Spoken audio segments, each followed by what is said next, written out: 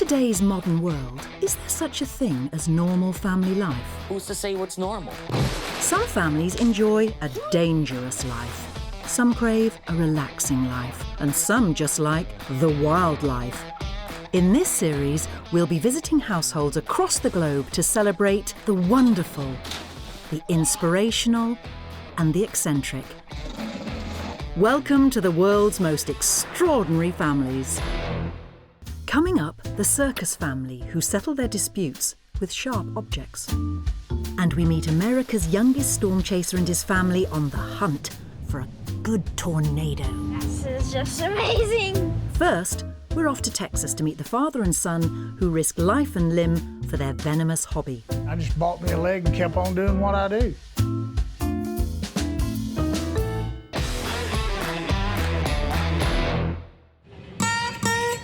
This is Rising Star, and this sleepy town in Texas is home to Jackie and Michael Bibby, America's first family of snakes. They call me the Texas Snake Man. I've been involved in rattlesnakes as a hobby and for fun for 49 years, coming up on 50 years. I got started over in Brownwood, Texas when I was 18 years old. I entered the Rattlesnake Sacking Championship. That's a timed event where two people had to get in a pit with 10 rattlesnakes and put them in a bag as quickly as possible. And you get a 5-second penalty if you get bit. We do get bit a lot during that contest. And I won 2 trophies, $30, and got my name in the paper. I currently hold the world record for that sport and have over 100 trophies. The rest, as they say, is history because I was hooked.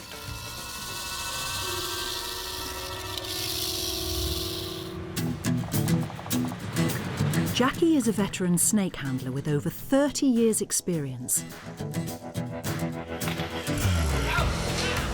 And as well as touring the country putting on rattlesnake shows, the family run a snake rescue service. They buy and sell snakes for their skin and train household pets to stay away from the venomous rattler. My oldest son became interested in it at an early age. He started handling a lot with me at the shows I did when he was about 15 years old. I was born into this. My dad's done it my entire life, so I started doing it real young, and I enjoy doing it. I enjoy what we do. I enjoy the traveling. I enjoy meeting all the people we get to meet, and it's a lot of fun, a lot of adrenaline when you're handling a dangerous reptile like a rattlesnake that has the capacity to kill you if you're not careful. It's an amazing feeling. The adrenaline is like no drug in the world. It feels good. And there's not many people that can do what we do. I learned from the best. Handling venomous rattlesnakes with your mouth is not for the faint-hearted and has earned Jackie celebrity status as the Snake Man. Most famous person in Star, Texas. That just kind of became my nickname a long time ago. I've used it as an amazing vehicle. It's got me all over the world and opened a lot of doors for me and given me the opportunity to travel, meet a lot of people, and make a little bit of money and have a whole hell of a lot of fun. The family run a dedicated snake museum in the town where the familiar sound of the rattlesnake's tail can be heard, warning off any potential threats. This is one of our medium-sized ones. This is something like you'd use for snakes in the mouth. That'll be great for putting snakes in my mouth. That looks like a good one. It's got a good clean rattler. There's multiple different facets of what we do involved with these reptiles. You know, I'm almost 70 years old. I'm pretty spry for an old crippled man, but still the fact remains I can't do what I used to when I was 30. So Michael's gonna have to move up and begin to help in some areas where it kind of takes a little of the pressure off of me. Watch that thing, it's kind of jicky. I wanted to follow in his footsteps. I wanted to make him proud. I wanted to do the things that he did. And now that I'm getting closer to actually running the business, I want to just make him proud. I mean, I want to do a good job. Why don't you check the mouth on one of them? The daredevil stunts and killing of snakes has been criticised by some animal rights campaigners, and Jackie and Michael are ready to move with the times. I'm in hopes that Michael will be able to refine this business into something that maybe will be more timely, because I think he's going to have to go more educational and more scientific if he's going to be able to hold the interest of the people who will be wanting to come to the shows and listen to what he has to say. So I'm hoping he can develop it in that way so as to keep it current. The world we live in today is just changing, so just like anything else, you can't do the same thing forever. We think we can take it a lot farther than just performing the daredevil stunts like we've always done. Good mouth, good fang. Yeah. He just shot all his venom out at me. Did he squirt it all out? Squirted it all over the place. Yeah. And that's good size too, so hopefully we'll have some more of them before too long. Certainly it's rewarding to have Michael elect to go into this hobby alongside me and to learn from me and to take this thing maybe to a different level than I ever did, maybe in a little bit different way. It's overwhelming a little bit, but it's also exciting. Actually taking the reins and direction is a big step, but I'm excited for it. Next, the family get a call to rescue an unwanted house guest. Wait a minute. You got something? I got something. Look out, Dad, look out. But now it's time to meet a father-daughter team with an equally dangerous profession.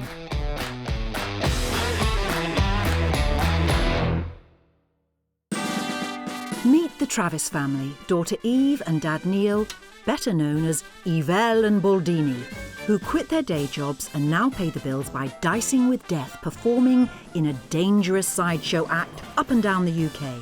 The family are trained professionals, so please do not attempt any of the stunts you're about to see. The family circus tradition began when Dad Neil ran out of money whilst backpacking around Europe and learnt some circus tricks to earn some extra cash. So glamorous, the life of the performer. When he came home, he decided to learn as much as humanly possible and tried his hand at lots of different things. And then when he met my mum, they decided, they'd do that together.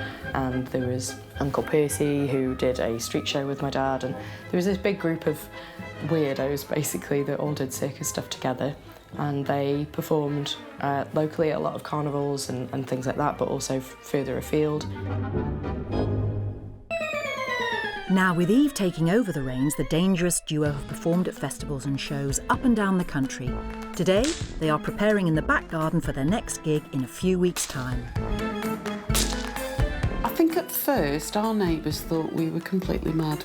Every now and again, you just get people kind of going as they walk past. Eve quit her law degree and convinced her former circus star dad to come out of retirement to risk life and limb on stage once again. I thought, I'm a bit old for this, there's a reason why I retired.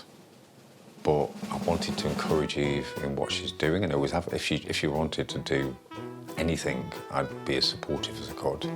Most parents would be absolutely outraged after I'd dropped out of university to become a circus performer. They were really cool about it, which was really nice. I actually would have preferred her to work in an office, but it's her life. I'm actually the boss in terms of our working relationship. I plan everything, pick the costumes, obviously with help. I don't have the final say, but a lot of the work that we get comes from me getting it. It's really nice. It'd be good with big hair, not my hair. My mum is certainly a force to be reckoned with. She is the only thing that me and my dad are scared of. Which sounds crazy when we're dealing with chainsaws and fire. Eve and I wanted to create something where the roles were reversed. So he was the glamorous assistant and not her. A lot of acts like ours traditionally would have a male star as such and then a glamorous assistant. But I speak on stage and we both equally share the skill. Eve has the mic and does all the talking, and I'm the idiot. We like to mix comedy with danger or grossness, so it has a bit of an emotional roller coaster. So one moment's gross, the next moment's scary, the next moment's technically different, the next moment's silly, and I provide the silly. My dad is a huge kid. He's very much like, how can we make this worse? How can we make this more dangerous? What can we add? So, you're on the ladder of swords, you're juggling knives, your head's on fire, there's laser-guided sharks. Anything he could think of, it's more and more and more and more. I really don't like you doing that. I'm just oh, no. But once you learn how to do that, you don't practice it, because every time you practice it, there is a risk of actually cutting. It's funny what freaks me out and what doesn't, because most things don't, but there are just certain things that either one of us do. Like, he really doesn't like the body piercing, which is called, like, human pincushion. It's horrible. Watching it's just like, no, I know how much that hurts. Don't do it, baby girl.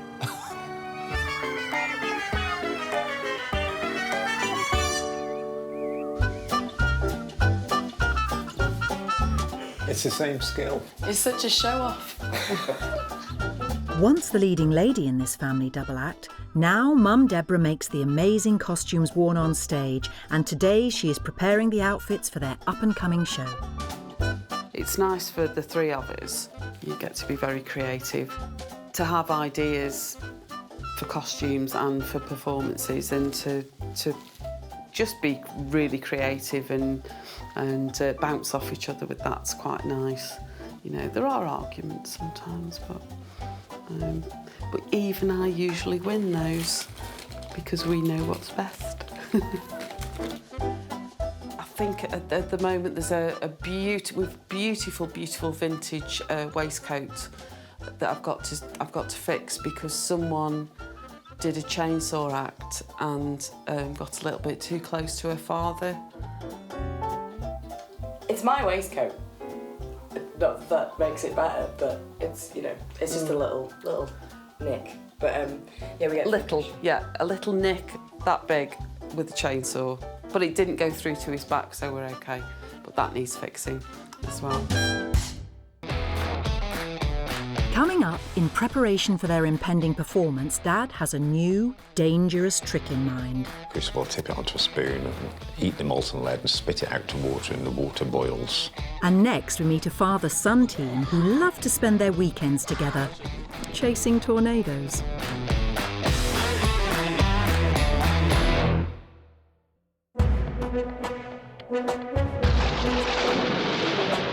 When he's not in school, 9-year-old Chase from Florence, Texas, is one of America's youngest storm chasers.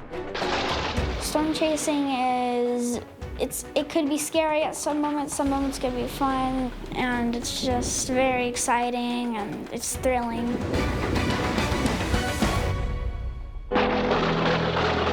Now, every good storm chaser needs a reliable wingman. And for Chase, that's stepdad Jason. I've had an interest in storms most of my life. There's so much I love about it, and once I got my first shot of lightning, I just ran with it from there. Jason has turned his love of storms and photography into a full-time job. I host the most adventurous photography workshops on Earth. If you have any interest in the weather or nature or adventure, I mean, this is definitely the thing for you. There's nothing else like it. You're never going to forget it. It's definitely addictive. As well as taking out amateur storm chasers, each trip is an opportunity for Jason to build up his already impressive portfolio. Photography workshops are my big thing, and then, you know, all sorts of sales. People buy prints, sometimes companies use them for advertising. I do a lot of time-lapse photography and videos that'll sell to the media. And Jason has had plenty of opportunities, as the United States is hit with around 1,000 tornadoes every year, with the peak of the season in spring. Following in his stepdad's footsteps, it wasn't long before aptly named Chase went on his first adventure. When we first started taking Chase out, he was 4 years old, and he would just take his mom's cell phone and aim it out the window, you know, because it was stay in the car, Chase, because, you know, he was a little guy and we were overprotective. I'm looking at the radar and there's storms coming this way. My favorite story I have was probably the first tornado I ever saw was in Florida, West Palm Beach. We were driving and we saw a water spout, and that was probably my favorite moment because it was the first tornado or water spout I ever saw, which was really cool for me because I had never seen one. Some of the things he's got to see, he's been on a storm that's produced a dozen tornadoes, and he's seen beautiful lightning. I definitely think he enjoys it. Whilst his friends might spend their weekends playing video games, Chase rarely misses an opportunity to go out with the family. Any chance he can get and he's free, he's got a busy schedule for a little guy. He has to go to school, he has football practice, a lot of responsibilities. Yeah, any chance he gets, he likes to come out. Most of my friends know about storm chasing because my stepdad came in my classroom and did a big presentation about storm chasing. They said it was pretty cool. Some of them might think it's too dangerous for me because I'm just a kid. Today, the family are preparing for another expedition, and the first thing to do is check the weather. We got big storms moving in off the coastline. Could I come look at it? Yeah, absolutely. Just better look at it. These are all big storms out here over the water, so as the day goes on, these will push inland. Just about a county and a half to the east. We go all over. We end up into Wyoming, Dakotas, and Nebraska, and Iowa, and Illinois, pretty far north. Sometimes it's really nothing to go, 1,000, 2,000 miles in a day for a storm chase. Most of the time when you're storm chasing, it can't always just be a night. Sometimes it can be 3 weeks, it could be a month. It just depends. It can be fun, but sometimes it's aggravating because you're stuck in the car so long. Looks like we'll have some storms in a few hours. We should probably get moving. You ready to go? Yeah, sure. Okay. Once you get your tripod, make sure you got your camera. Coming up, this father-son team brave the weather and head out on their next dangerous adventure. But next, it's time for snake handlers Michael and Jackie Bibby to face off against a venomous foe.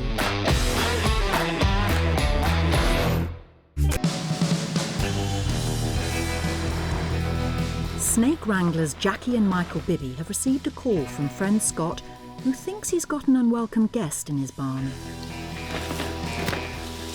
Naturally, a snake is a scary animal, so when people see them and they don't know what to do, they call on us. We go out and get that snake off their property so as to make sure it's safe for their kids, grandkids, for themselves, for their livestock, their dogs, their pets. Wait a minute. You got something? I got something. Texas is home to 10 different species of rattlesnake. The western diamondback is the most common and widespread venomous snake in the state and can grow to around 7 feet long. Oh my goodness, maybe that's the one he was talking about. Now we're talking. That's no baby, that's a real deal right there. He's got flat ankle. Oh, that's crazy. Ooh. Yeah, now that's snake hunting right there, guys. You got that? Woo. Once the snake has been captured, they bring it back to base where it will become part of Jackie's show. Way to go. Gotten anywhere from 1 or 2 rattlesnakes to 40 rattlesnakes out from under people's houses. So you just never know what you're getting into. After a successful rattler rescue, the father-son team return to their museum and are keen to show off their most prized exhibit. We have a beautiful white rattlesnake. His name is Diablo Blanco, which is Spanish for white devil. Come on, Diablo Blanco, you got to get out here and be on camera. We got to show people how pretty you are. He's not albino. Albino is an absence of pigment, it means you have none. He has pigment, it's just white. A white snake like that wouldn't survive in the wild. One of a rattlesnake's most important defense mechanisms is their camouflage. They're very hard to see in their natural environment. That white rattlesnake would not live very long. He's a very unusual snake, worth a lot of money. You can tell by looking at his rattlers have never been broken. Many of the snakes we catch in the wild will have broken rattlers because the rattlers are very brittle and they oftentimes break off. But Diablo Blanco has about 20 rattlers and they're a perfect set, so they're very beautiful. You see that right there, all those rattlers. Started with the first button that he had when he was born. Very, very pretty snake, very big, very heavy. He eats like no snake we've ever seen. This snake does have his fangs. He does have his venom. He has the capacity to inflict a deadly bite. So he's very, very dangerous. So we're extremely careful when we're handling these snakes. Diablo Blanco. Next, the Bibby family head out to the desert on a wild snake hunt. Always got snakes out here. But back in the UK, the Travis family are making their last-minute preparations for their big show.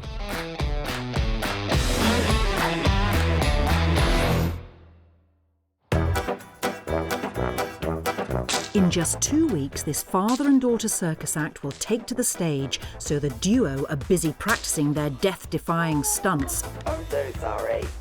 Oh, God. And for this family, practice can be painful. When I first bought that whip, I couldn't even make the sound. I didn't really know how that worked, so you're sort of just waving this ridiculously dangerous thing around. And I caught myself so many times, and I had like welts and like little cuts and scratches, and it's really, really, really painful. You wouldn't want to volunteer for it every day unless you're bald and crazy. It's not as easy as it looks, you know, and I think sometimes people watch Neil and Eve and think, oh, I could do that, and you don't see the hours and hours of practice and preparation.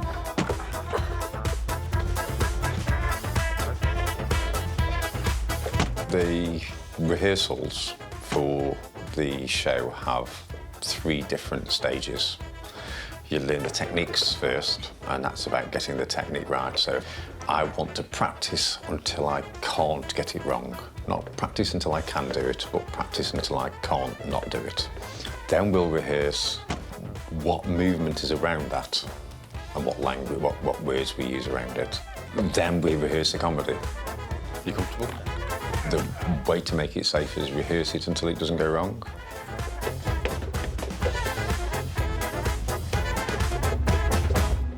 When things go wrong, it can be really quite disconcerting, especially on stage. And, you know, there's that like age-old phrase of the show must go on, and the show must go on. We have to carry on going. We continue regardless.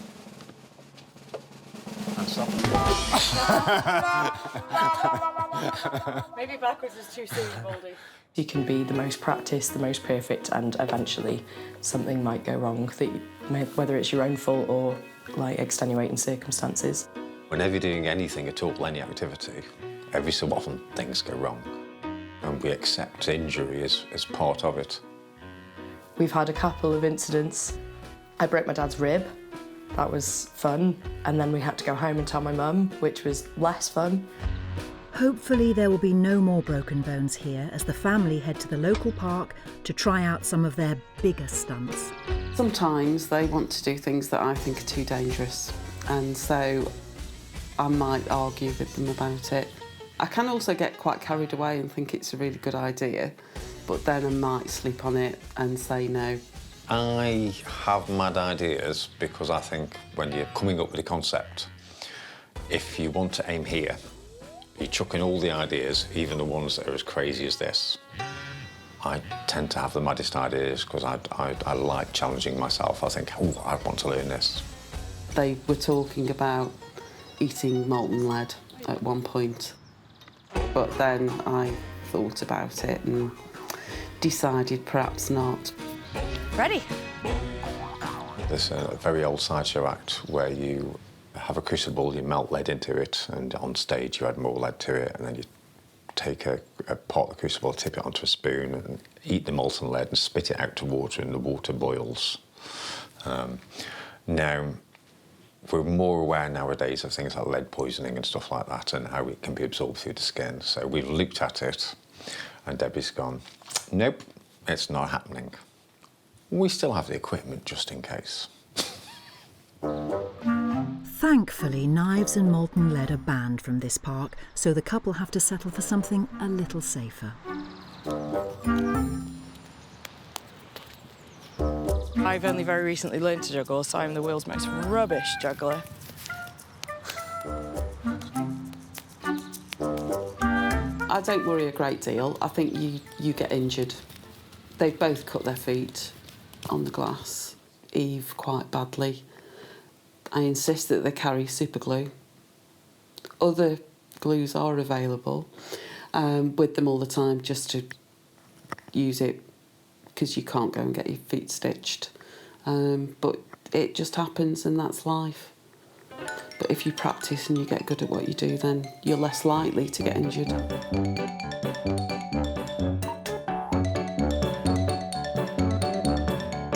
My mum has a power of veto with the acts that we do. Mostly we decide all together anyway. But if my dad or I don't want to do something, there's a bit more of a discussion. If my mum says absolutely no way, then it's absolutely no way. She has to put up with a lot, and I think that's fair that she gets that choice. Coming up, the day of the performance is finally here. But will the audience love their show? And will they survive it unscathed? And next, America's youngest storm chaser hits the road in the hope of finding his biggest twister yet.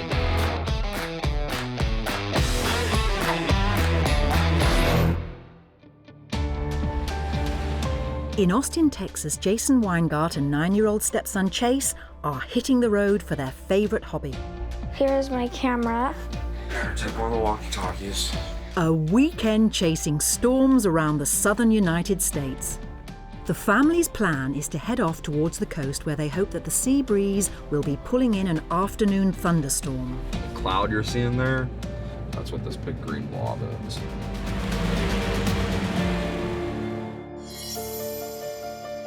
Now, most trips out for professional storm photographer Jason consist of teaching amateurs how to capture that perfect image. However, this trip is an opportunity for Jason and Chase to try and get their own iconic shot. When everything works out perfect and you're standing there and your storm's blowing up and now there's a tornado on the ground, I mean, that's the best part. I think I'm very lucky because not a lot of people get to go out and storm chase. My favorite picture I've taken, we were driving and there's this funnel with a rainbow over it. It was kind of like a tornado and there was a rainbow over it, so I thought that was a really cool picture. Some of the things I do with my pictures is sometimes my parents will go to art shows, they'll take a couple of my pictures. Sometimes people will buy them, sometimes they don't. I'm feeling excited. I hope that it's gonna be a good storm, but you never can be sure. It can be very dangerous, but it depends on the circumstances. You could be far away and there could just be a small tornado. That would be kind of safe if you're far away. You just have to be careful for traffic and stuff. It's getting stronger, so that's a good sign. Yeah, this one has a good potential. Now, the weather seems clear at the moment, but it can be unpredictable, and it has put the family in some dangerous situations in the past. When you're not planning ahead for the unexpected, that's when you're going to get yourself in a bad spot, and that's where it can become dangerous.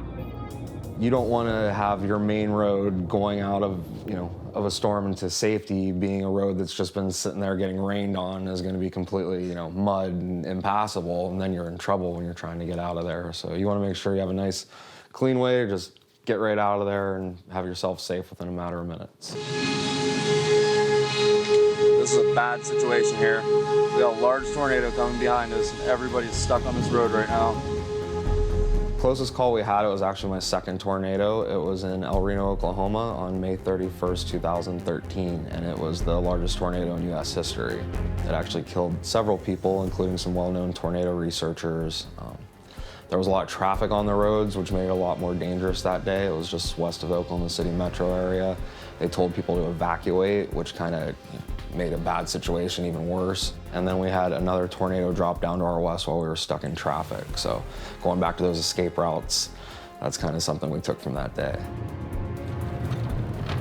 There's really no secret or mystery to storm chasing. It's just developing kind of that instinct by getting out and chasing as much as you can. Now it's gonna start picking up. Did you hear the thunder?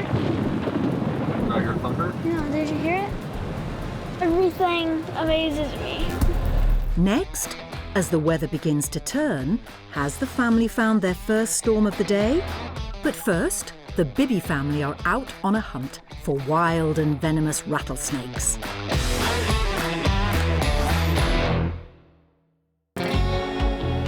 Jackie Bibby knows more than most that rattlesnakes carry a venomous bite that can be lethal. They can still bite even after having their heads cut off. Certainly there's always a danger of being bitten when you're handling a venomous reptile. And in the time that I've been handling 49 years, I've received 12 serious bites. Now, a serious bite means that you have to require hospitalization. About 4 out of 10 rattlesnake bites are what's known as a dry bite. You receive a puncture wound but no envenomation. Now, I've had numerous ones of those, but if they don't require hospitalization, I really don't keep up with them. But 12 bites, which the worst ones when I lost my leg, that was about 6 or 7 years ago. I was doing a show in Dallas, Texas. Rattlesnake bit above my boot, envenomated so much that by the time they got to the hospital, it had killed my leg, and so they had to amputate my leg. They started out below the knee, but 10 operations later, wound up above the knee. They finally got it to good flesh, and then I just bought me a leg and kept on doing what I do.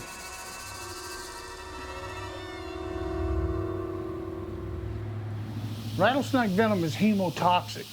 So you're dealing with a venom that's hemotoxic, attacks the blood, but it's also a muscle deterrent that aids the snake in his digestion. So anytime an animal or ourselves or anybody gets envenomated by a rattlesnake, that begins to break down tissue almost immediately.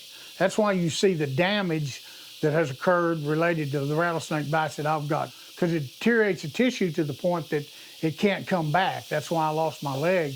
Many snakes have a neurotoxic venom that attacks the autonomic nervous system, but the rattlesnake has a hemotoxic venom, attacks the blood. And you can see the deterioration on my other thumb. That's from having bitten on that thumb, and the pad deteriorated, just wilted away, and there wasn't any way for it to recover. It's a miracle he's lived through as many bites as he had. One of the funniest things when he tells people he's been bit 12 times, he only counts the ones that he went to the hospital.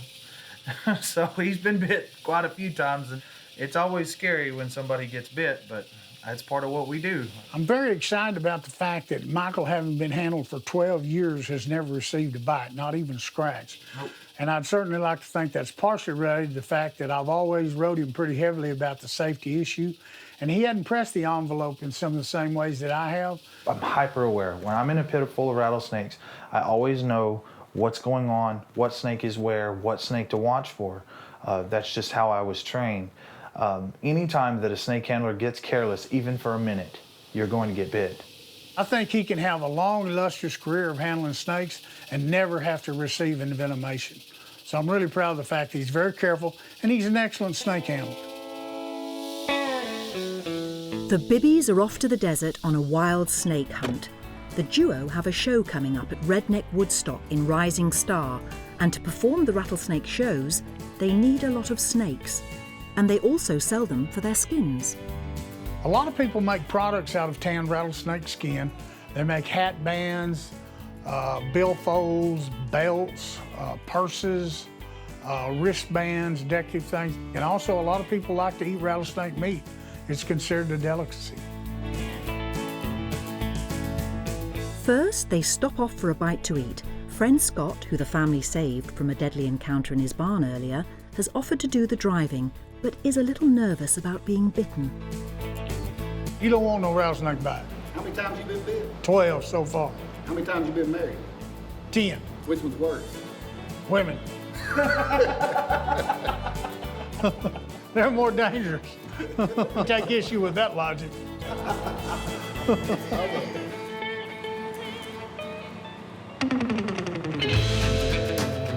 Wild rattlesnake hunting is strictly controlled and also really dangerous.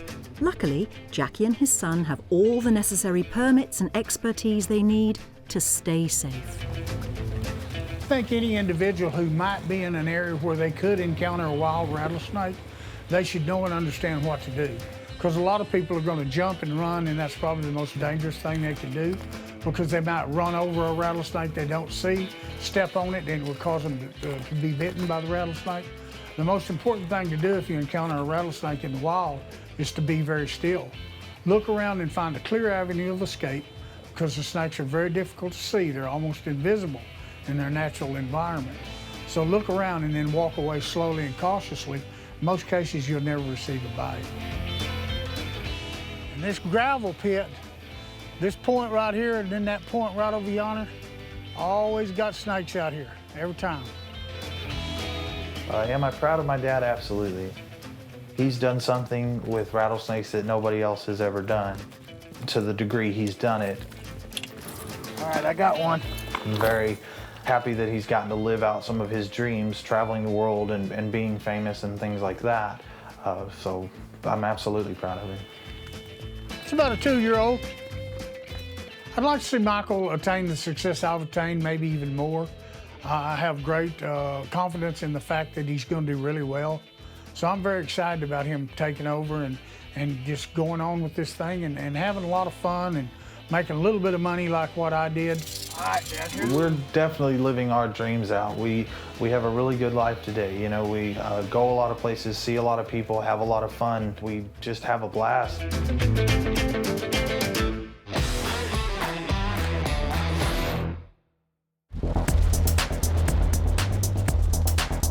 In Texas, Jason Weingart is on the hunt for weather.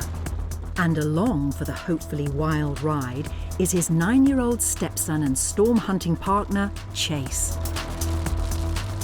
God, I can barely see anything. Not quite the storm they were hoping for, but the family are thrilled to run into a thick cloud of mist. Why? It's not always about getting a really close lightning strike or seeing a big tornado. Sometimes it's cool just to see something you've never seen before. This is just amazing.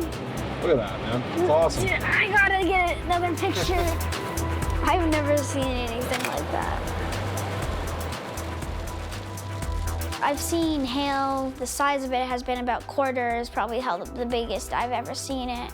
I've seen lightning, I've seen tornadoes, I've seen really big thunderstorms. I've seen funnels, water spouts, and I've seen a lot of things. My favorite thing to take pictures of is probably lightning because of just how it looks, and it's just really cool looking because all the color of it and everything about it is just cool and amazing. For professional photographer Jason, as well as spending some quality time with Chase, his time on the road represents that quest for the perfect shot. I like to try to tell a story with my pictures if at all possible. If there's something that I can put into that, any kind of figure that's dealing with the weather, you know, that's when you get an exceptional shot. It's hard to pick a favorite kind of weather to photograph. They're all different, they're all unique in their own way. It's just a moment in time that you're trying to capture. But, you know, I love chasing tornadoes, just the adrenaline that comes along with that. But from a photography standpoint, for the better photos, might be lightning. You know, because it's a really beautiful, bright thing that happens and then it's gone in a flash forever. So if you got that picture, you were able to preserve that moment. I'm always looking to have, you know, the best picture of that event that I could possibly get. It's never like just, you know, a storm or just shooting up at the sky. It's always trying to find a good scene. As far as a quintessential shot, I'm still out looking for it. There's always this like 1 or 2 shots in my head that I'm just probably never gonna get, but I'm gonna keep searching for them. And then everything I get in between, it's just kind of okay.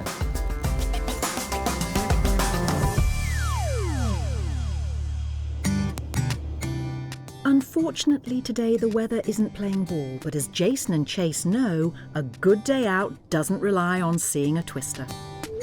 Oh, look, there's a rainbow. Oh, wow, yeah. It's really fun just being able to come out and take pictures of the storms and just whatever you get to see. I'm really glad I get to do it. Storm chasing definitely gives us some time to just get away from all the stress and come out and just hang out and get to know each other a little better and spend some good time. Maybe do a little bonding, and, you know, and get to see awesome stuff like even just rainbows. But he can appreciate this as well too. It's been awesome seeing him grow up into a very impressive and respectful young man. This picture looks pretty good. Yeah, that was cool. I didn't like storms at all because I didn't really like them and I didn't like getting all wet from the rain. But now I do. Let's go.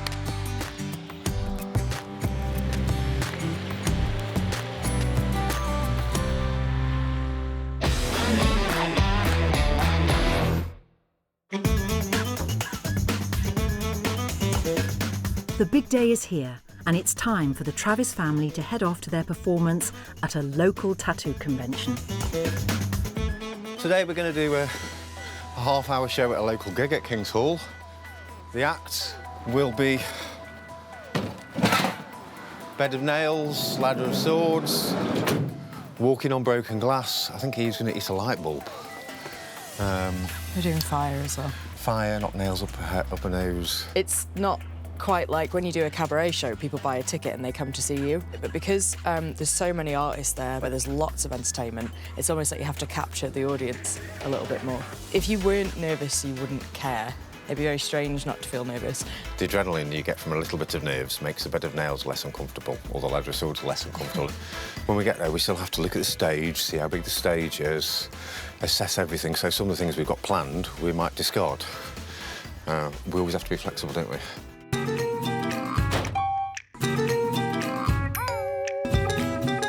Makeup and costume are absolutely necessary to like create the whole image. Shows someone instantly before the show even starts sort of what to expect. It's very important not to get that wrong. You kind of hide behind it. Like it literally is a mask and you're this persona and you're not yourself. Hello. My job is to mess things up. Your makeup box is really empty and I was confused and then I realised that's probably because I've just stolen all of your makeup. We have like a good laugh backstage and stuff and that's great, but to be honest, like we probably bond the most on like the long drives because we have so many long journeys and so to keep this one like alert, we chat like the entire way. And when you've talked to each other for like 6 hours solid, like that's probably more than most dads and daughters talk to, you know, each other in like a few days. Today I'm just here because I'm the general gopher, so I have to go and get the drinks, and she's going to eat some glass, so I had to go and get a cake because you need to eat before you eat glass. You need to have something carby in your stomach, really,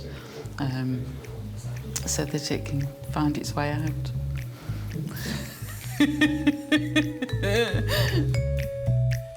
So, glass eating to start. Then I'm thinking knives, swords, and then I like doing the bed of nails after that. Whip to finish. All done. Finished.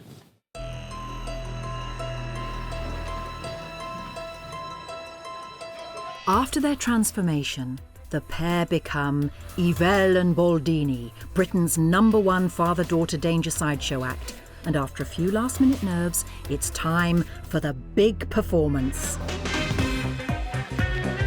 Ladies and gentlemen, welcome to Staffordshire Tattoo Gathering.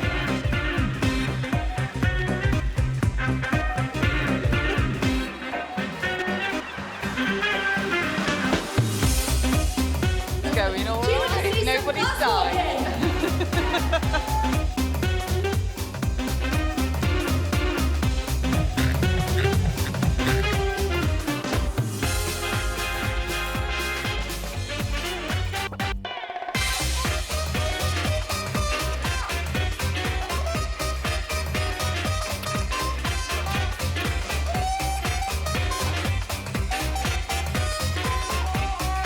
I take quite a lot of pride because it's great to see them working together and getting on so well and being creative together and actually enjoying their life.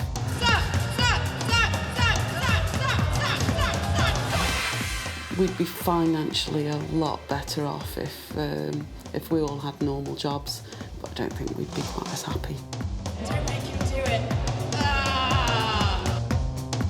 When we have a really good show, there's no other feeling like that. Even better because it was you and your dad. I love every day that we have together, the work that we do, the life that I lead. Even when it's really difficult, even when it's stressful, I'm going to have a better day than most people do because I've got my mum and dad there with me. Thank you, and good night. It's been a good show and a good day. I always want to improve the show, so we want to fine-tune what we're already doing. Also, we think like it'd be really nice to get my mum involved in some more stuff. It'd be cool to get her up on stage maybe a bit more, or see how she feels about that. I don't know. I think she's quite keen. I'm worried about my wife. She's more fragile than Eve. Eve's a very tomboy sort of strong girl. You're going to get in so much trouble for calling mum fragile, and in so much trouble for saying I am not.